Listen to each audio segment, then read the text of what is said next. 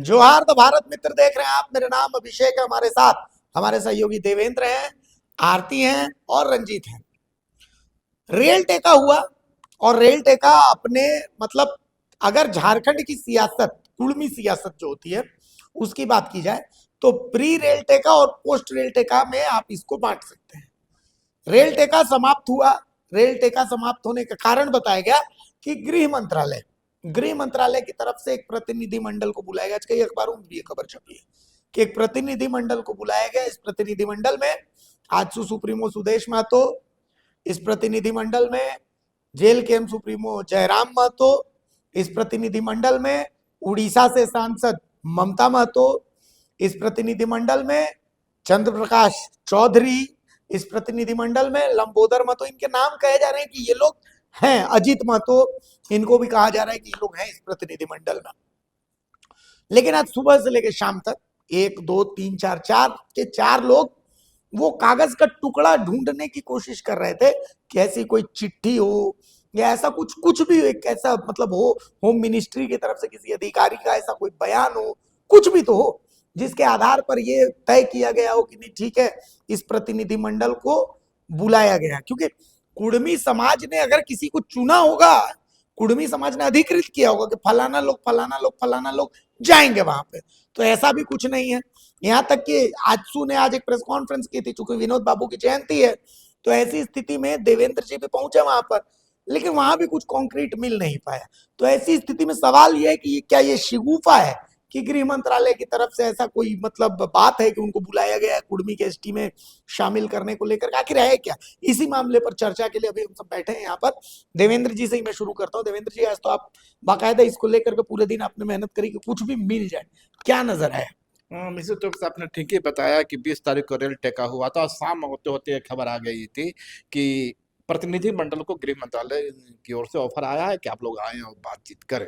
कई अखबारों में भी छपी, लेकिन डाउटफुल स्थिति यह रही कि इसके बारे में कोई रिटर्न नहीं आ सका। अखबारों में आया, जो तमाम पार्टियां हैं उनकी ओर से कोई ऐसा विज्ञप्ति जारी नहीं हुआ और यहीं से संदेह की पैदा होता है। उसके बाद आज मैं जब आंसू कार्यालय गया तो जो संजय मेहता है उसके महासचिव हैं शायद, उनसे हमारी बात हुई और सुदेश महतो जी से भी बात हुई। तो सुदेश महतो ने साफ लफ्जों में खारिज कर दिया कि उन्हें ऐसा कोई ऑफर गृह मंत्रालय से नहीं मिला है, ऐसा कोई प्रस्ताव नहीं है। उन्होंने यह भी कहा कि यदि किन्हीं और कोई जानकारी हो तो हो सकता है, हम तक मुझे तो नहीं मिला है और आंसू को नहीं मिला है। अब इस हालत में सवाल खड़ा होता है कि जब आंसू को नहीं मिला तो टाइगर जयराम को कैसे मिल गया, दूसरे लोगों को कैसे मिल गया?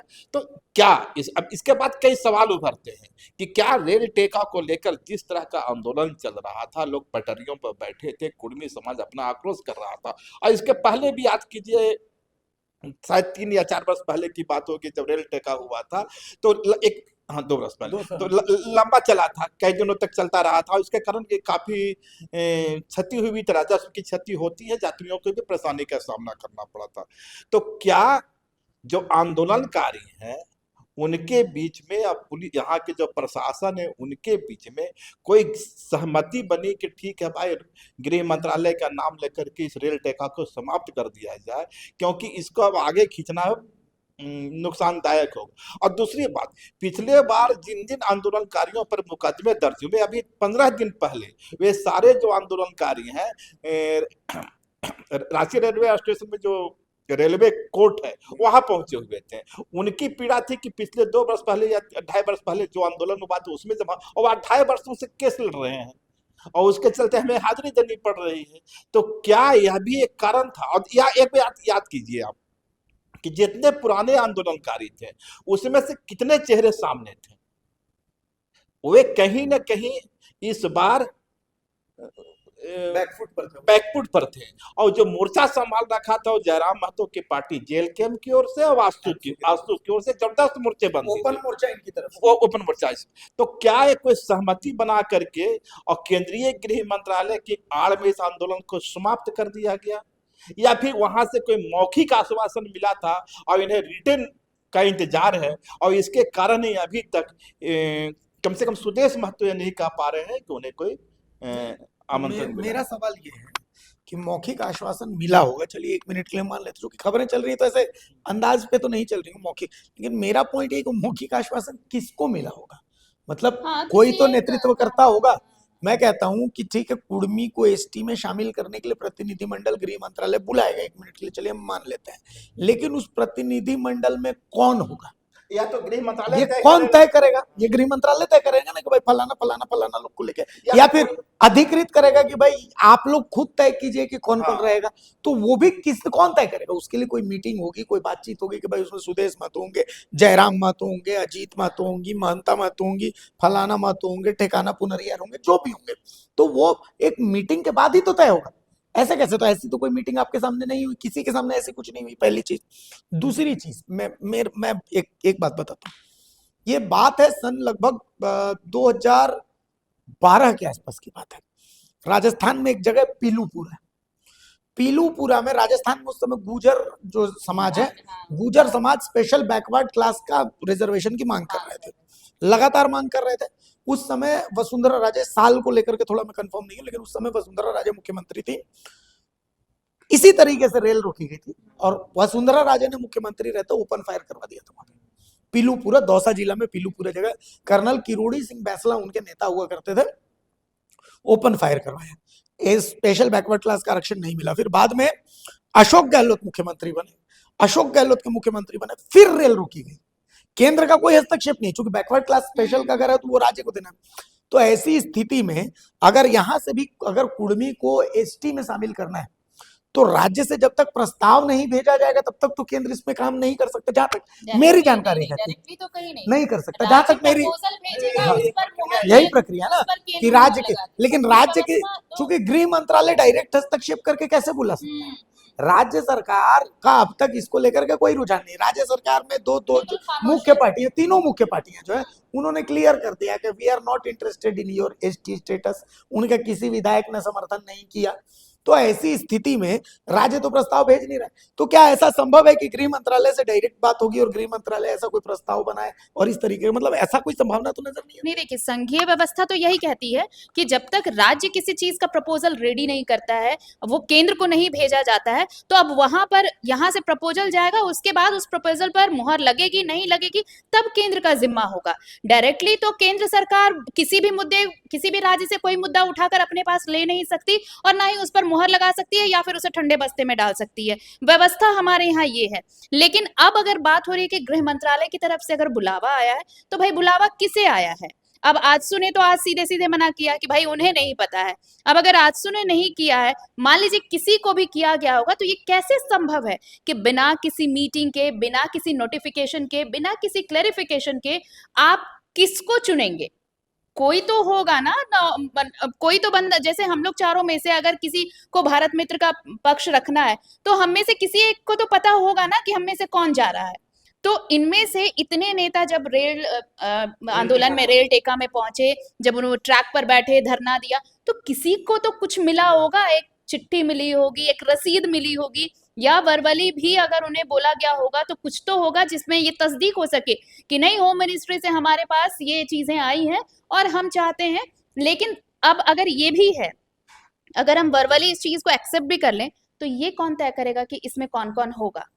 ये सबसे बड़ा सवाल है ना, कौन जाएगा गृह मंत्रालय से बात करने के लिए? और जब ये चीज आती है कि गृह मंत्रालय से बात कौन करेगा, तो फिर बीच में आती है राज्य सरकार, कि जब तक राज्य इस मुद्दे को, राज्य सरकार इस मुद्दे का प्रपोजल रेडी नहीं करती है, राज्य सरकार केंद्र के पास इन चीजों को नहीं भेजती है, तो फिर केंद्र सीधे तौर पर यहाँ हस्तक्षेप नहीं कर सकता है। केंद्र को हस्तक्षेप करने के लिए पहले राज्य सरकार का प्रपोजल देखना होगा, रेकमेंड क्या करती है राज्य सरकार, ये रेकमेंडेशन होगा जब यहाँ से, उसके बाद ही गृह मंत्रालय से वो चीजें पास होंगी कि भाई चलिए। केंद्र अभी तक देखिए, जब स्थानीय नीति की बात होती है, नियोजन की बात होती है, सरना धर्म कोड की बात होती है, ये सब कुछ यहाँ से हो सकता है, तब केंद्र को जाएगा, उसके बाद ही सब कुछ हो सकता है। तो यहाँ से अगर इतने बड़े आंदोलन की बात की, ये सिर्फ झारखंड का मुद्दा तो है नहीं, ये 3 राज्यों का सीधा सीधा आंदोलन था, उड़ीसा भी था, बंगाल भी था, इसमें सब शामिल थे। अब ये मुद्दा अगर राज्य सरकार अगर इसको फॉलो अप नहीं करती है, तो फिर केंद्र सरकार कैसे हस्तक्षेप करेगी?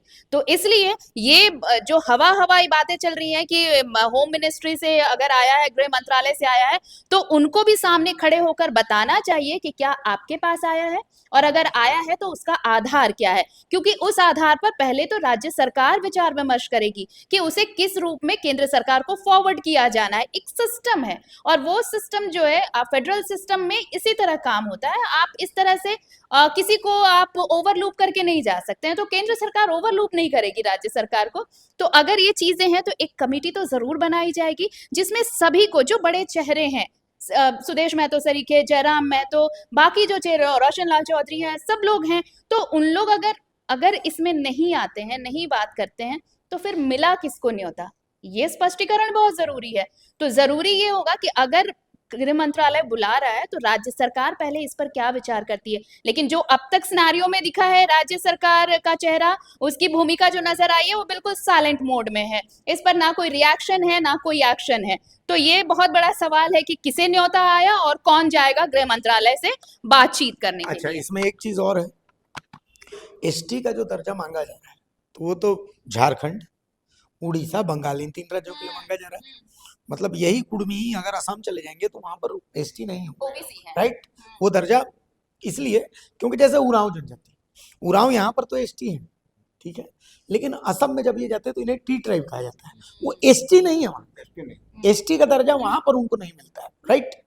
तो उसी तरीके से कुर्मी, तो इसके लिए जब झारखंड और बंगाल और उड़ीसा, मतलब सिर्फ एक राज्य से प्रस्ताव नहीं, प्रस्ताव 3 राज्यों से जाएगा, 3 राज्यों से प्रस्ताव जाएगा कि भाई ये हमारे यहाँ ऐसे ऐसे हैं, इनकी सभ्यता संस्कृति कुछ इस तरीके की है, तो आप इनको एसटी में डालने की कंसिडरेशन करें। इसमें एक और पेच है ना, 2004 और 2020 में आपके क्राइटेरिया को, या जो टीआरआई आपके दावे को खारिज कर चुका है।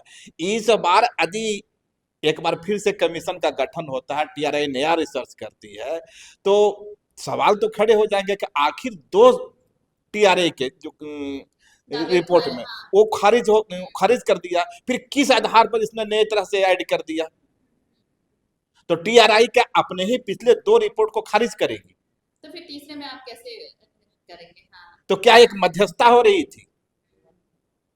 और मध्यस्थता अच्छा, का ground क्या है, ये एक भी और होगा, बात है, ये भी केंद्रीय कैबिनेट सेक्रेटरी की तरफ से एक चिट्ठी भी आई थी, आप याद कीजिए, लगभग 1.5 साल पहले की बात है।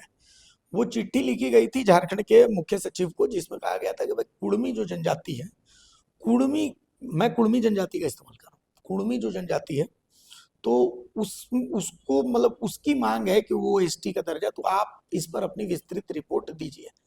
उस पर अब तक कौन सी रिपोर्ट गई है, नहीं गई है, उसको लेकर के क्या है। अभी रंजीत भी हमारे साथ है, कांग्रेस की एक मैं बताता हूँ आपको, केशव महतो कमलेश जो अभी प्रदेश अध्यक्ष हैं, इससे पहले जब एक कमेटी कांग्रेस की तरफ से बनाई गई थी, उस कमेटी के अध्यक्ष केशव महतो कमलेश थे, और इससे रिलेटेड इन्होंने केशव महतो कमलेश से सवाल भी पूछा था कि भाई आप जब अध्यक्ष थे उस कमेटी के, उसने स्टडी किया था कि कुर्मी को एसटी का स्टेटस देना चाहिए नहीं देना चाहिए, उसकी रिपोर्ट कहाँ है और क्या जवाब आया था, यही आप मैं सामने बता दे रहा हूं, बताइए। देखिए, उस समय जो बातें हुई थी, केशव महतो कमलेश उस कमेटी में थे, जिसको अध्ययन करना था कि कुर्मी जनजाति शेड्यूल ट्राइब में शामिल होने लायक है या नहीं है। तो जब इसमें काफी समय बीत गया तो केशव महतो कमलेश से मैंने कांग्रेस ऑफिस में ही पूछा कि आपकी रिपोर्ट क्या है, आप लोगों ने क्या अध्ययन किया है। तो उन्होंने कहा कि हम लोगों ने जो रिपोर्ट बनाया है वो हम लोग को उस प्रदेश अध्यक्ष जो उस समय राजेश ठाकुर थे, उसको उन्होंने हम लोगों ने रिपोर्ट बना के उनको सौंप दिया है। तो मैंने उनसे पूछा कि आप ही बताइए कि रिपोर्ट में क्या है। तो उन्होंने कहा कि हम रिपोर्ट बताने के लिए मीडिया में अधिकृत नहीं है, यह काम जो है राजेश ठाकुर जो है प्रदेश अध्यक्ष वो करेंगे। ठीक है। उसके बाद जब राजेश ठाकुर से ही कांग्रेस ऑफिस में ही फिर मैंने पूछा कि जो रिपोर्ट क्या है उसकी, तो पहले तो उन्होंने इनकार किया कि इस तरह का रिपोर्ट जो है वो बन रहा है, अध्ययन हो रहा है, देखा जाएगा क्या वह है। तो फिर मैंने बोला कि जो उस कमेटी में जो केशव महतो कमलेश थे उन्होंने मुझे बता दिया है कि रिपोर्ट बन गया है और आपके पास आ गया है, इसलिए आप इसको गोलमोल जवाब मत दीजिए, आप बता दीजिए क्या है रिपोर्ट में। तो उन्होंने फिर उसको नहीं बताया, उन्होंने गोलमोल ही जवाब दिया कि हम लोग अध्ययन कर रहे हैं, बहुत सेंसिटिव विषय है, इस प्रकार नहीं बोलना चाहिए, उसके बाद हम लोग ये बताएंगे। ये बातें करके बातें खत्म हो गई। उसके बाद एक कुर्मी समाज का एक कार्यक्रम रांची के मोराबादी मैदान में हुआ, जो स्टेज अभी ढह गया है, तो तोड़ दिया गया है। उस स्टेज पर केशव महतो कमलेश बैठे हुए थे। तो फिर मैंने उनको पूछा कि आपके जो प्रदेश अध्यक्ष हैं वो तो नहीं बता रहे हैं, तो आखिर आप ही बताइए। और उस समय ऐसा था कि कुर्मी समाज का ही वो कार्यक्रम था, तो अगल बगल में कुर्मी समाज के लोग उनके बैठे थे। तो उन पर भी कहीं ना कहीं दबाव था, क्या बताइए। तो जब बताइए तो उन्होंने वहाँ एक्सेप्ट किया कि हाँ मैंने जो रिपोर्ट दी है उसमें यह मेंशन किया हुआ है।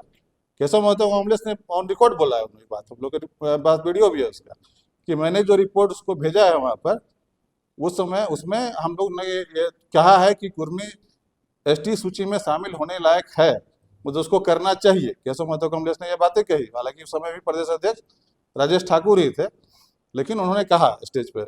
लेकिन अब बात है कि उसके बाद जब प्रदेश अध्यक्ष बने तो उसके बाद उन्होंने कभी भी इस बारे में नहीं बोला कि हम लोग का रिपोर्ट किया, हम लोग दिए, क्या किए, उसके बारे में कुछ नहीं बताया। दूसरी बात है, जो हम लोग शुरू से बात कर रहे थे कि जो कमेटी अभी जो खबर जो आ रही है गृह मंत्रालय से, यह बात हो रही है, उस दिन जब रेल टेका शाम में जब खत्म होना शुरू हुआ, अलग अलग स्टेशन पे अलग अलग समय शुरू हुआ, कहीं पे 4-5 बजे भी हो गया, कहीं पारसनाथ में 1:30 बजे रात में भी हुआ। तो वहाँ जो भी स्थानीय प्रशासन है उनसे ही बातें हुई, अलग अलग स्टेशन पे, सब जगह अलग अलग।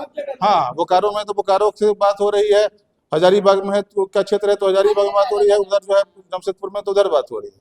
और उस ज्ञापन में पहली लाइन में, पंक्ति में, हर जगह यही लिखा हुआ है, जो समझौता हुआ, जो समझौतानामा करके जो भी वहाँ पे लीड कर रहे थे, जो अपने अपने जगह पे, कि केंद्र सरकार और राज्य सरकार के संबंधित मंत्रालय को हम लोग आप लोग के आंदोलन का जो ज्ञापन है उसको हम लोग भेजेंगे, और यह कर बातें होकर ही आंदोलन वो जब जगह से समाप्त हो गई।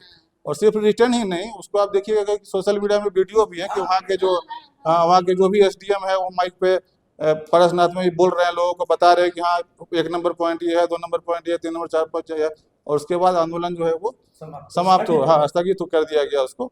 लेकिन यह जो खबर आ गई कि गृह मंत्रालय की तरफ से जो आ गया, अभी मैंने थोड़ी देर पहले आप लोग के सामने शीतल ओदार, जो सबसे पहले से लगता है कि इस आंदोलन को चलाते रहे हैं, वो कभी मूवमेंट तुरंत तेज होता है, कभी धीरे होता है, लेकिन शीतल ओदार वो व्यक्ति है जो हमेशा उसमें उनका एक सूत्रीय एजेंडा जीवन का लगता है कि वही है। उनसे मैंने बात की कि क्या है जो कौन सा कमेटी बन गया जिसमें सुदेश महतो, चंद्र प्रकाश चौधरी और अन्य लोगों का नाम जो आ रहा है, तो उन्होंने साफ साफ कहा कि इस प्रकार की कोई कमेटी नहीं बना है। ये खबर जो भी आ रही है, या सोशल मीडिया में हो या प्रिंट में, कही शीतल ओदार ने कहा कि वो खबर जो है कांग्रेस खबर है, इसमें कहीं भी सच्चाई नहीं है। नजर आता है इसमें। और जो बात की आप केशव महतो कांग्रेस के, सेम सवाल हमने भी किया था उनसे, पर उन्होंने कहा उचित समय पे इस पर फैसला लिया जाएगा। जो केंद्रीय नेतृत्वकर्ता को जानकारी दे दी गई है, टाल गए थे। अब रहा कि अला ये जो चिट्ठी वाली बात, गृह मंत्रालय वाली बात, मुझे लगता है कि पहले भी हो रहा था आंदोलन। पहले जब जब भी रेल टेका हुआ, रेल बंदी किए, तो कुर्मी समुदाय अपनी तरफ से रेल टेका करता था, इसका विरोध नहीं होता था। पहली बार कुर्मी जाति के रेल टेका का विरोध में हवाई जहाज रोकने की बात हो गई। माने कहने का मतलब प्रतीकात्मक रूप से आदिवासी समाज अपना विरोध करने लगा। मुझे लगता है कि कहीं न कहीं आंदोलनकारियों पर यह दबाव था, और जो उसमें सुलझे हुए जो इंसान है, मैं सुलझा हुआ कह रहा हूँ, इस कि भाई यदि इसको ज्यादा लंबा किया गया तो इसके काउंटर में आदिवासी समाज से अपनी प्रतिक्रिया आएगी और समाज में तीखापन फैलेगा। तो क्या इसके चलते, या बहुत संभव है इसके चलते ही एक रणनीति के तहत इस आंदोलन को समाप्त कर दिया है। इसके पीछे मेरा कोई बहुत नहीं है, मुझे जो प्रसिद्धीजन साथ नजर आता है उसके आधार पे मैं कह रहा हूँ। और मैं आपको इसमें एक और बात बता देता हूँ कि पहली बार ऐसा हुआ था पार्टी लाइन से हट करके, पहली बार ऐसा हुआ था पार्टी लाइन से हट करके। ठीक है, सबका अपना अपना इंडिविजुअल सेल्फिशनेस, अपना अपना इंडिविजुअल फायदा होगा, संभव है, लेकिन पार्टी लाइन से हट करके आप पारसनाथ देखिए, आप मूरी देखिए, आप सिल्ली देखिए, आप जहां भी देखिए, आप धनबाद देखिए, आप बोकारो देखिए, लेकिन पार्टी लाइन से हट करके आज जेल के सामाजिक कार्यकर्ता सब उतरे। और ये एक खतरे की घंटी, बिल्कुल है। ये एकजुटता हमेशा, चाहे सत्ता दिल्ली की हो चाहे सत्ता रांची की हो, खतरे की घंटी होती है। तो भाई इस खतरे की घंटी को तोड़ देना सबसे अच्छा समाधान है। तो भाई अब विवाद इस बात पर होगा कि वहां सुदेश महतो का ही नाम क्यों आएगा, वहां जयराम महतो का ही नाम क्यों आएगा, या वहां फलाना का नाम क्यों आएगा, हम लोग भी तो किए, हम लोगों का नाम क्यों आएगा। तो एकजुटता को तोड़ने का सबसे अच्छा तरीका है कि किसी के नाम की अफवाह फैला दो, और यहाँ तो पूरे नामों की लिस्ट बना करके अफवाह फैला दी गई। यही चीज है ना कि यहाँ पे क्रेडिट लेने की जो बात है, क्रेडिट अगर किसी एक को, वैसे भी आंदोलन कभी भी आप देखिए, कोई भी आंदोलन खत्म किया गया है तो मैक्सिमम नंबर्स आपको यही आएंगे कि फूट डाली गई और उसके बाद आंदोलन खत्म हो गया। क्रेडिट लेने की होड़ हर जगह होती है। आप सीधे यहाँ पर देखिए, अब जब विस्थापन आयोग को लेकर आप देखिए, इतने दिनों से सब कोई, ऐसा नहीं है कि सिर्फ जयराम महतो ने विस्थापन आयोग की बात कही थी कि विस्थापन आयोग का गठन होना चाहिए, लेकिन जब विस्थापन आयोग के गठन को मंजूरी दी गई तो उसके बाद एक नया विवाद हो गया कि भाई कौन इसका क्रेडिट ले जाएगा। तो सेम ढर्रा यहाँ भी नजर आता है। अगर आप देखिए, यहाँ पर अभी तक किसी के पास गृह मंत्रालय की कोई चिट्ठी नहीं आई है, लेकिन एक हॉक्स जरूर आ गया है मार्केट में कि चिट्ठी आई है। अब आप ये, अगर आजसू हैं तो आप ये समझिए कि क्या किसी और को चिट्ठी आई, हमारे पास नहीं आई। अगर कोई जेएलकेएम है तो वो सोचेगा हमारे पास नहीं आई, उसके पास आई।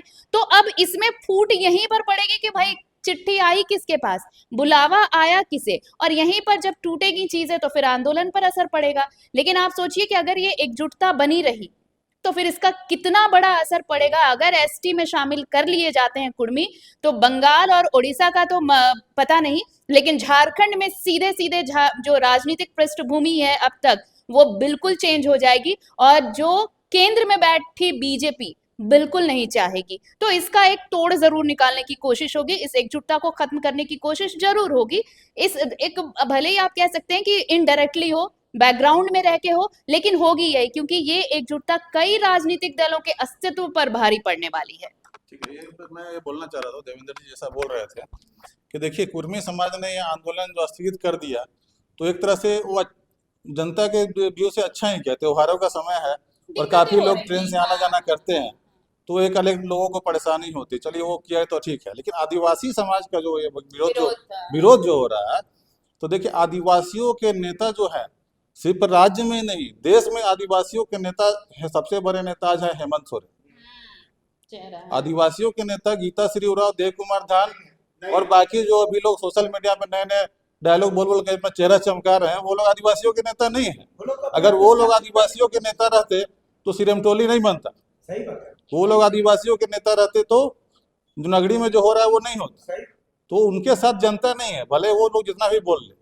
तो आदिवासियों के नेता है हेमंत सोरेन, और हेमंत सोरेन ने चिट्ठी जो उन्होंने जो शैलेंद्र महतो का जो चिट्ठी है कि शामिल किया जाए, उसमें हेमंत सोरेन का सिग्नेचर पहले नंबर पर है।